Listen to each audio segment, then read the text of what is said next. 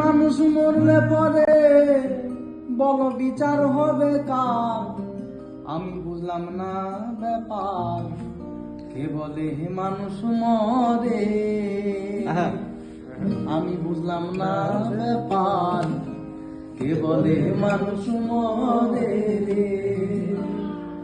মানুষ মরলে পরে বিচার হবে কার? মানুষ মরলে পরে বিচার হবে কার? আমি বুঝলাম না ব্যাপার, কে বলে মানুষ মরে?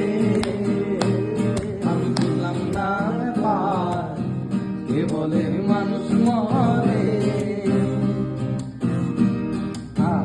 ও যেমন গরম থাকে নিরাকার, খেলছেন খেলা নিরেটে।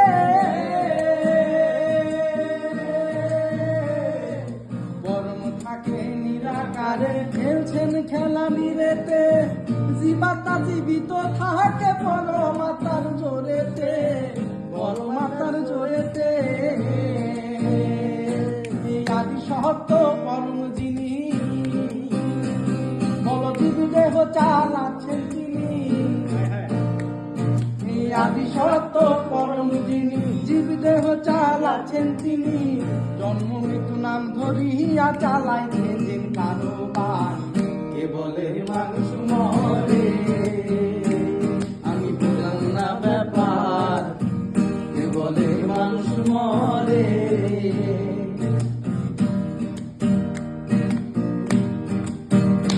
আর পঞ্চয় আত্মা পঞ্চরূপ হিসাবেতে পাওয়া যায়।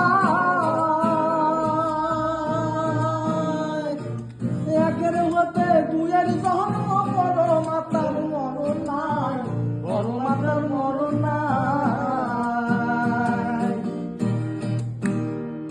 এই পরমাত্মার কর্ম লয়া